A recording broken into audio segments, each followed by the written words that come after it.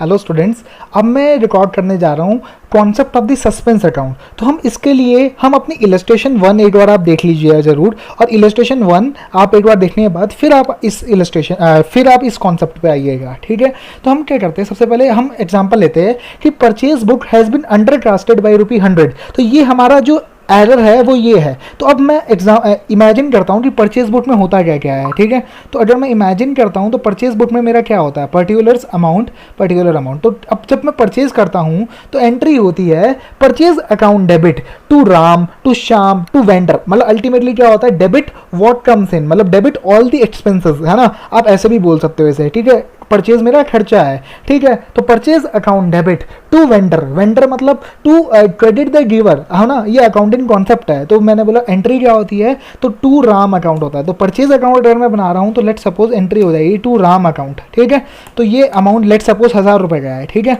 अब इसी similar note पे अगर मैं देखता हूँ तो टू श्याम से भी मैंने परचेज करी है ऑफ रुपीज़ लेट सपोज 200।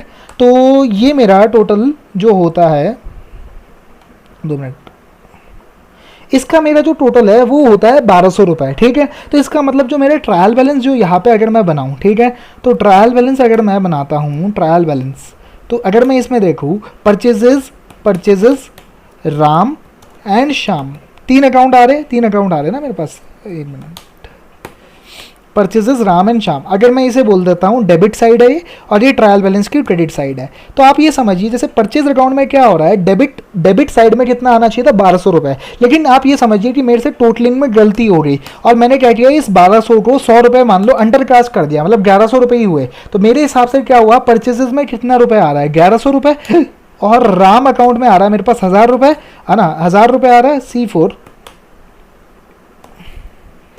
ठीक है, और श्याम अकाउंट में मेरे पास आ रहा है ना 200 रुपीज़। तो इसका मतलब मेरा जो ट्रायल बैलेंस है वो भी टैली नहीं हो रहा। क्यों? क्योंकि purchase has been undercasted by ₹100। तो अगर मैंने जैसे आपको प्रीवियस इलस्ट्रेशन में समझाया था, तो इसका मतलब क्या है, मुझे परचेज अकाउंट को बढ़ाना है। ठीक है, तो परचेज अकाउंट को बढ़ाना है तो इसका मतलब मुझे क्या एंट्री करनी होगी, अगर आप नोशनल एंट्री समझिए आप। ठीक है, तो मैंने बोला परचेज अकाउंट को मुझे बढ़ाना है, कितने से बढ़ाना है, परचेज अकाउंट डेबिट, तो मुझे 100 रुपये से बढ़ाना है। ठीक है, तो अब मैंने बोला था, अगर आप प्रीवियस फर्स्ट इलस्ट्रेशन आप देखोगे तो मैंने बोला था purchase account debit to undercasting. ठीक है, अंडरकास्टिंग ऑफ परचेज बुक। ठीक है, अच्छा, परचेज बुक ये आपकी एंट्री थी पिछली इलस्ट्रेशन में। अगर आप इलस्ट्रेशन नंबर 1 देखते हो तो ये एंट्री होती है परचेज अकाउंट डेबिट टू, इससे क्या होगा, लेकिन आप इसमें मैंने आपको ये बड़ी स्पेशलिटी के साथ ये चीज़ बोली थी कि जो ये undercasting of the purchase book है ना, ये आपका कभी भी ट्रायल बैलेंस का पार्ट नहीं बनेगा। मतलब अब आपका जो रिवाइज ट्रायल बैलेंस होगा ना, रिवाइज ट्रायल बैलेंस अगर मैं इसे बोलूँ, रिवाइज ट्रायल बैलेंस जो होगा अब आपका,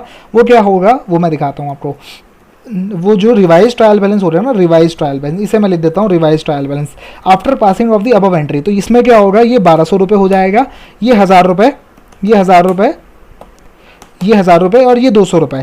अब लेकिन आप ये बोलोगे कि एंट्री तो ये पास हुई थी, मतलब ट्रायल बैलेंस में ये भी एंट्री आनी चाहिए, लेकिन मैं आपको मैंने उसी समय समझाया था, ये कोई भी लेजर अकाउंट नहीं है, ये तो सिर्फ एक नोशनल चीज़ है, मतलब इसका कुछ भी इंपैक्ट नहीं है। ठीक है, तो इसे कभी भी ट्रायल बैलेंस में नहीं लेना है। तो इसका मतलब जो आपका ट्रायल बैलेंस होगा ना, वो ये वाला बनेगा, मतलब ये जो एंट्री हुई ना, इसका ट्रायल बैलेंस में कहीं पर भी इफेक्ट नहीं आएगा। मतलब ऐसा नहीं होगा कि जैसे मान लो अंडरकास्टिंग वाला जो अकाउंट है उसका मैंने क्रेडिट बैलेंस कर दूंगा। ठीक है, तो इससे तो क्या होगा, मेरा ये वाली साइड 1300 आ जाएगी और 1200 रुपये ही रहेगा ये तो, है ना। अगर मैं ये देखूँ तो ये तो 1200 रुपये ही रहेगा। तो इसका मतलब क्या हुआ, फिर वापस से 100 रुपये डिफरेंस आ जाएगा। तो इसका मतलब ये जो अंडरकास्टिंग वाली जो चीज़ होती है ना, ये वाली जो चीज़, ये कभी भी ट्रायल में पोस्ट नहीं होती। ठीक है, तो ये तो हमने पिछले इलस्ट्रेशन नंबर 1 में समझा था। अब हम समझते हैं इसके सस्पेंस अकाउंट के थ्रू। ठीक है, तो अब सस्पेंस अकाउंट में क्या होता है, तो लेट सपोज समझिए, जैसे आप यहाँ पे देखिए, अब आप वापस से ये चीज़ भूल जाइए और अब आप यहाँ पे आइए। तो सस्पेंस अकाउंट में होता क्या है, तो सस्पेंस अकाउंट में लेट सपोज जैसे आप समझिए कि अब क्या हुआ, अब डेबिट साइड में फर्क आ रहा है, debit side is short by ₹100 in comparison to the credit side, क्योंकि क्रेडिट साइड का जो टोटल आ रहा है वो आ रहा है आपके पास, वो आपके पास आ रहा है 1200 रुपये। तो इसका मतलब हम क्या करते हैं, एक बार नोशनली, अभी हमें पता नहीं है किस चीज़ का डिफरेंस है, अभी हमें ये नहीं पता कि ये परचेज का डिफरेंस है, अभी हमें कुछ भी नहीं पता, आप ये समझिए। तो अब हमें ट्रायल बैलेंस को टैली करने के लिए हमने क्या किया, यहाँ पे एक अकाउंट खोल दिया जिसका नाम था सस्पेंस अकाउंट। ठीक है, सस्पेंस अकाउंट।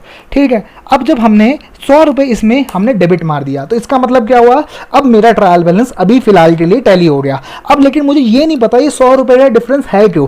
अब मान लो अब मैंने थोड़ी देर बाद में मुझे ये पता चला कि ये जो डिफरेंस है ये 100 रुपये ये मेरा इस वजह से डिफरेंस है क्योंकि मेरी परचेज बुक अंडर कास्टेड है। ठीक है, तो सस्पेंस अकाउंट का जो बैलेंस आ रहा है वो आ रहा है 100 रुपये डेबिट बैलेंस। ठीक है, अब मेरी purchase book under casted by ₹100 है, तो अगर ये मुझे करना है, करेक्शन एंट्री करनी है, तो अब मेरी एंट्री क्या बनेगी, अब मुझे करना पड़ेगा परचेज को डेबिट। क्यों, क्योंकि परचेज मेरी एक्चुअल में कितनी थी 1200, मुझे पता चल गया 100 रुपये अंडर कास्टेड है। तो अभी तो मैंने फॉर द टाइमिंग जब मुझे पता नहीं था तो जैसे आप समझिए सबसे पहले आपने ट्रायल बैलेंस टैली करना है। ठीक है, अब इधर 1200 आ रहा है और इधर 1100 आ रहा है, तो आपने फॉर द टाइमिंग क्या किया, उसे सस्पेंस अकाउंट में डाल दिया। ठीक है, फिर आपने ये एनालाइज किया कि ये डिफरेंस आ क्यों रहा है, आखिर ये डिफरेंस तो आना ही नहीं चाहिए, ट्रायल बैलेंस तो हमेशा टैली होना चाहिए। फिर आपने डिफरेंस एनालाइज किया और आपको पता चला कि आपने परचेजेस शॉर्ट बुक करी है, तो इसका मतलब आपकी जो एंट्री हो जाएगी वो आपने अब आपको पता चला, अब आपने स्क्रूटनी करी थी ये परचेज मेरे से शॉर्ट बुक हुई है, तो इसका मतलब ये हुआ परचेज अकाउंट डेबिट, मतलब परचेज को मैंने बढ़ा दिया क्योंकि परचेज अकाउंट डेबिट 1100 रुपये।